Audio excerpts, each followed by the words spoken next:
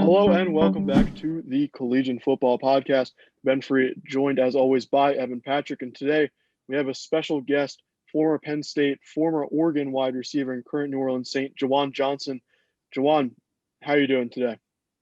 Great, man. I appreciate you guys having me on. It's a cool experience right here. Absolutely, and we're glad to have you. We're doing some new things this semester with with our little podcast. It's been on for many years now, hasn't gained too much traction. This year that we've brought it to YouTube. We have like a new graphics team that put together all this cool stuff. So we've had some great success so far this semester. So we're happy to have you on and just kind of talk about your football career. But yeah. Yeah. So, I mean, getting right into it. So you had I guess somewhat unique experience getting into the league. You go undrafted and then you sign with the Saints. You're on the practice squad. You're kind of moving back and forth, and then you finally get signed to the active roster. I guess, what was that whole journey kind of like for you, and how rewarding was it when you did finally get onto that active roster and secure a spot? Absolutely. I'm not gonna lie, that's the first question I got. So I mean, I've answered that question before, but it was kind of hectic, to be honest with you. It's kind of hectic and a blessing at the same time because, you know, you're having to be on a team. You have to be blessed to be in front of guys like Drew Brees, Mike Thomas, and all those guys, and just be in their presence, just see them work. But at the same time, you want to be like, man, like I want to play. And that's how it was on the practice squad. Like you get to practice with these guys, all week, and then when game time comes, you're in the suites, watching them play when you're practicing with them the whole week. So that was tough from that aspect, but I feel like the biggest thing for me is just, having like a mindset of just like, all right, whenever, I get my chance, just make the most of it. Obviously if I'm not getting the ball, or if I am getting the ball, just do what I can and just make something shake. That's kind of like the motto, get the ball, make something shake. So, when I was able to get my number called up from P Squad, I was just like, man, all right, well, I just got to go as hard as I can. I just got to block as long as I can. I know I was getting on defensive back's nerves. It's like, but why you blocking so long? Why you blocking so hard? I'm just like, bro, this is like the first time I've ever played an NFL game, so I'm going to go as hard as I can.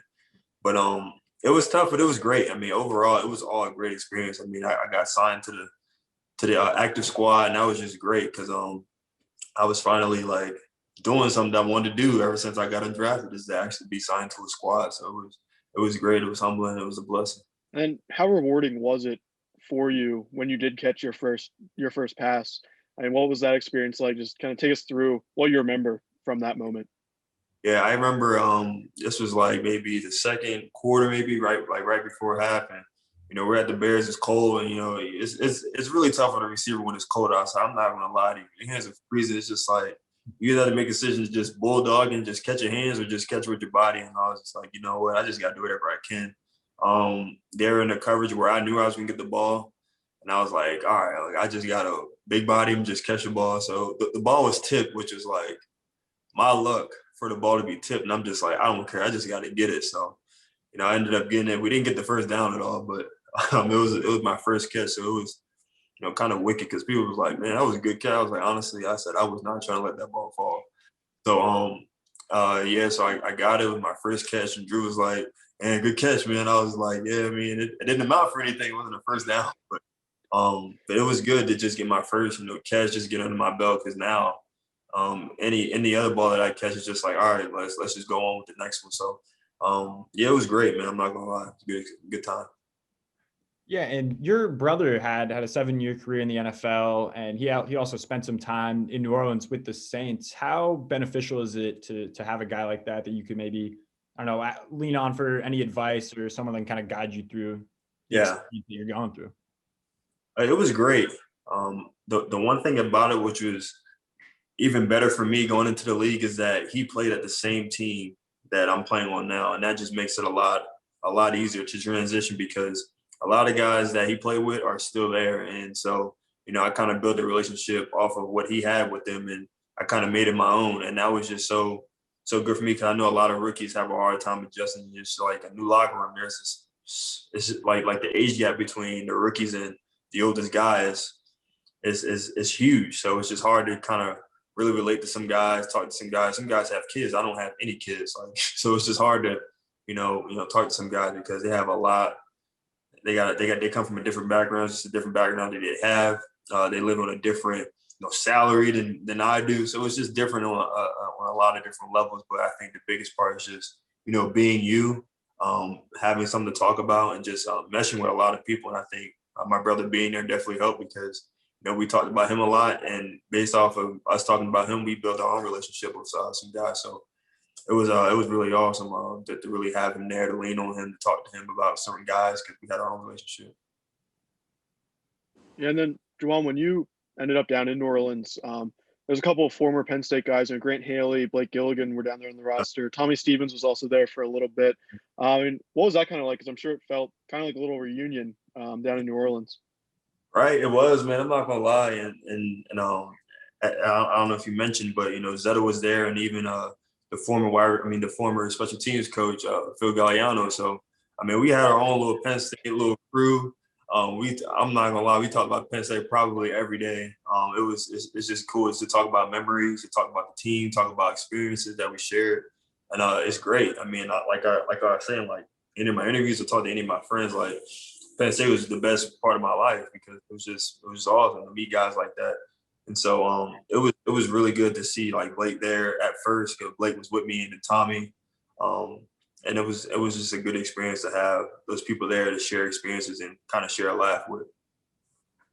Yeah, and then sticking on this Penn State topic, Iowa 2017, it's an iconic game really in recent history for Penn State. And how special of a night was that for the team? What do you remember about playing in Kinnick? And then one thing specifically I wanted to ask was, did you, in your mind, were you planning on shushing the crowd if you caught that pass, or was that just spur of the moment?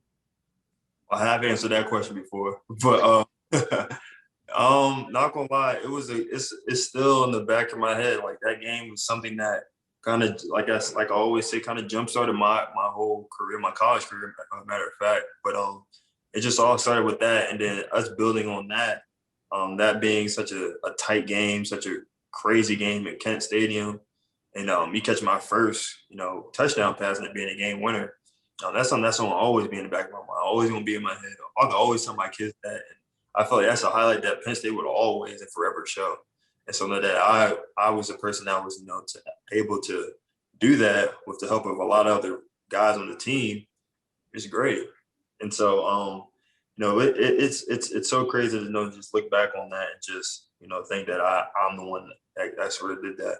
But I couldn't recall your second question with that. I was going to ask when before that play, did you know the ball was coming to you, and did you have in your mind if you caught that pass that you're going to hush the crowd? Yeah, I knew the ball was coming to me. We sat around the sideline.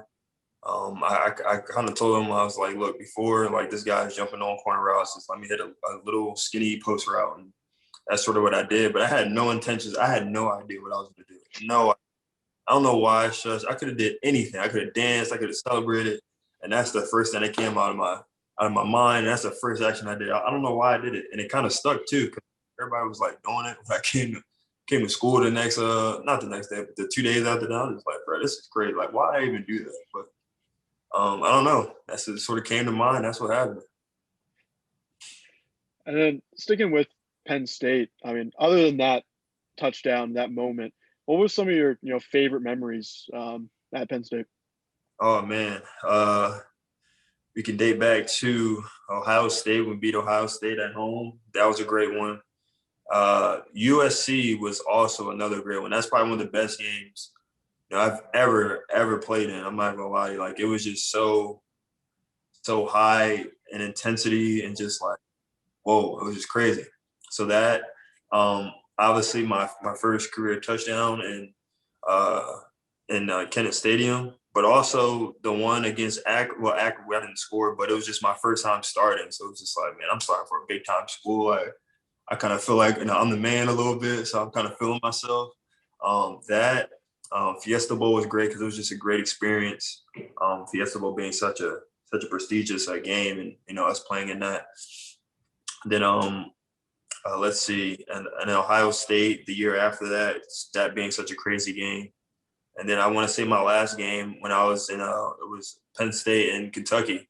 Because I feel like that was my time. I kind of knew that was probably gonna be my last game at Penn State. So I wouldn't say it was emotional for other people, but it was for me because I knew that was like my last time playing in that jersey. So it was gonna be weird because I had a decision to make on whether I was, leaving or staying. And so it was pretty emotional for me.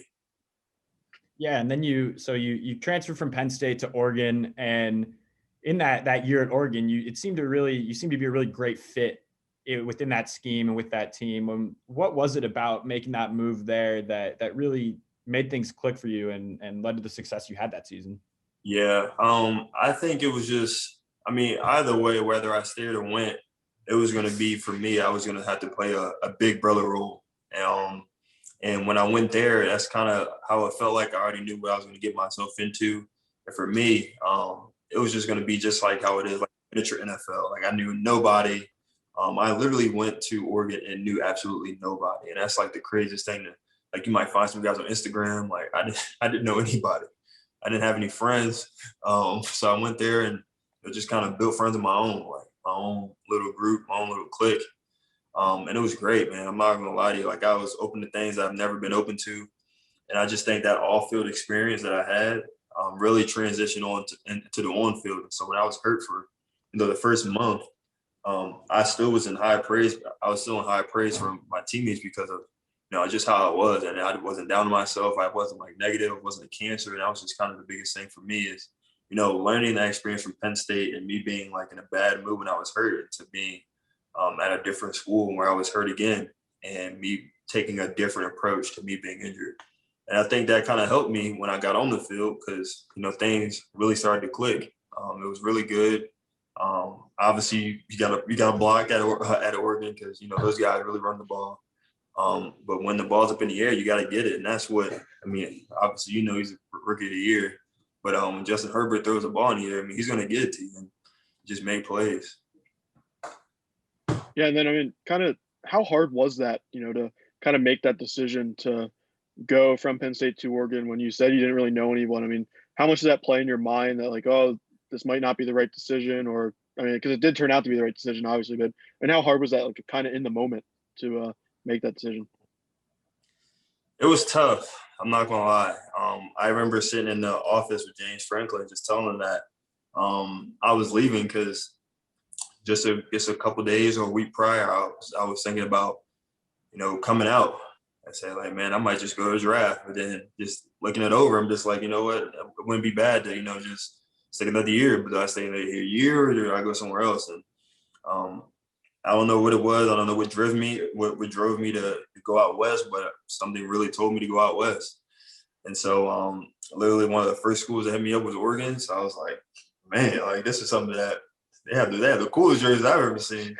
But this is like, I was like, I don't know, man. So I started talking to a lot of friends, a lot of family, and just ultimately made the decision to go there. Obviously, again, I didn't know anybody. The only person I knew was the head coach, and it's because he recruited me at Alabama, and we had a good relationship. We were Facebook friends, so I was like, all right, like maybe we could rekindle this relationship. And so I went there on a limb. Honestly, took my visit, and I was like, I think this team needs me. They say they need me. Like I'm not a kid. I'm not a high school kid coming into college. I'm a college kid that's going to another school. So I knew the ins and outs. I know how to read people. So it seemed like they really needed me and needed a leader. So I went there and it all worked out for the best, thank God. So going back to the jerseys, what was your favorite Oregon look? Man, favorite Oregon look. I'm not gonna lie, man. I think I think the Rose Bowl look was probably the best look. I'm not gonna lie to you.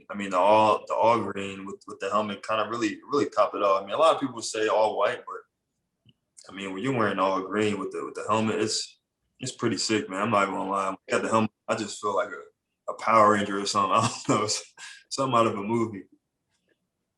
Yeah, and so you got that season to play with Justin Herbert. You mentioned how good he was. When you were there, did you kind of get that feel that like this guy has what it takes to do what he did at the next level?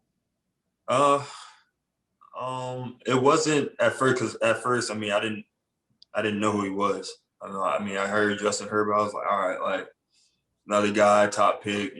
I hear about that all the time. The thing is, like, I play with the best of the best. So like just hearing someone else is just like, okay, like let's just see what it's about until I play with them. And it was literally, I'm not gonna lie, it was probably the first practice. And he threw me like a go balls, like in one-on-ones. And all I did was like look up and it just fell in my lap. And I'm like, yo, I was like, bro, this man is the real deal, bro. Like, he's the real deal. And I was like, man, it's just like another one-on-one when I ran like a slant and I just hit like another big body, and it's just like you put it in a spot where nobody could reach it. I'm just like, yeah, he's gonna be somebody that I really love playing with. So that was just like the biggest thing for me. I'm just like, yeah, I probably made the right decision. And then speaking of best of the best, you obviously got to play with Saquon at Penn State. Right. I know something we've asked a couple other people we've had on here. What's something that he just did that you'll never forget, just on the football field, off the football field, and workouts, whatever? It was during one of our practices in the summer, and we do this thing. It's called the Lions Den, I believe. It's the Lions Den, yeah. And so, I mean, we were in the Lions Den. There was three linemen, 3 O linemen, 3 D linemen, a linebacker, running back, and it was him, and there was some other guys on the other end. Don't know who it was, but it really didn't matter because I mean he made those dudes look silly. Like it was like they weren't even there. Like he was pushing everybody around, moving everybody around, juking everybody. And I was just like, bro, this guy ain't real. Like he's in a machine or something. And just seeing that, because I think that was maybe his last year. Yeah, I think that was maybe his last year. And just seeing that, I'm just like, this dude don't need to be here. He need to be in the NFL already. So I was just like, man, that's crazy. But doing stuff like that, it surprised me. I kind of took it for granted. I was just like, this is what people are supposed to be doing. Like, but the thing is, like, after seeing like people all of college football, they don't do that. I'm just like, man, this kid is different. Like, he's special.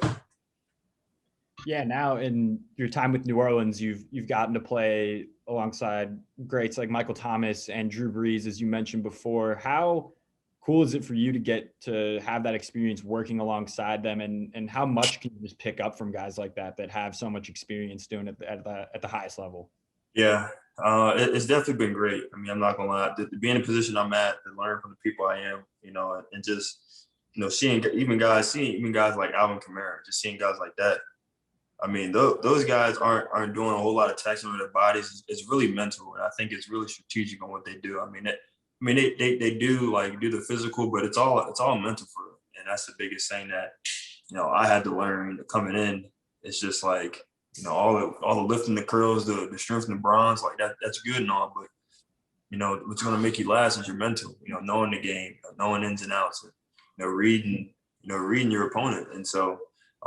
I sat down with Mike for maybe like an hour and just talked about everything. And, he pretty much taught me just the game, just everything about it. And so I really appreciative of him for that, because it was towards the end of the season. And this was when I was playing and he was hurt. He was just telling me everything. And I was so grateful for that. And just being alongside him won't only help me for next year, but it's going to help me for the rest of my career. And Juwan, last question for you. I wanted kind of on a fun note. You and your wife have a TikTok page. Guys, up to 1.6 million followers on that. Yeah. When did you guys, decide to come up with the idea to make videos on there? I mean, did you ever expect it to kind of blow up that big? Yeah, I mean, we looked back at it yesterday. We were coming from our vacation. It was just like, I was just talking to her like, Shane, when did we get so big on this? We look back at it, we scrolled for about, 5 minutes trying to look for our first video. First video was in March. It wasn't anything serious. We did 2 videos in April, wasn't that serious. And then I'm in an agency with Gary Vee. So, Gary was on me about, like, look, so he had a whole interview. No, he not interview. He had a whole conference with the whole agency. It was like, look, one person in here is going to be big on TikTok. One person. And so I know my wife wanted to do social media. She wanted to really do YouTube, and something like TikTok would be beneficial. So I was like, babe, let's just take it serious. So in June, we took it serious, June 1st, and then June 29th is when we sort of blew up. So I was just like, man, like, this is really crazy. And so it's kind of, I give a lot of credit to him for actually pushing us to do something, because he said one person is going to be big in here. And then I took the challenge to do it. And, me and my wife were are so-called TikTok famous, and we're keep having to doing bigger things. And so it's great, man. I'm not gonna lie. I think I take a lot of fun in doing stuff like that because it's been fun. Yeah, what would you say is like the toughest part of, kind of building that brand and then kind of getting there and continuing to come up with ideas and that sort of thing? It's tough to come up with ideas. I feel like the hardest part is it's kind of diversifying because you want to go to the YouTubes after this, and then you want to go to podcast after this. But it's really just with TikTok, it's really just a week thing. Like trends only last a couple of days. Like it's not like some things last weeks or months. Like this lasts days, so it's hard to stay on top of the things. All right, cool. Juwan, that's all we have for you, man. We really Absolutely. appreciate you coming on here and taking time out of your day. We know you're very busy, so just thanks for coming on, man. Without a doubt, man. Appreciate you guys, and what you guys are doing is great. All right, that's our conversation with Juwan Johnson. We hope you enjoyed that. Make sure to check out all of our Penn State football coverage here at the Collegian at collegian.psu.edu. Follow us on Twitter at PSU Footblog, and make sure to subscribe to us on YouTube at the Daily Collegian. Thanks for listening in.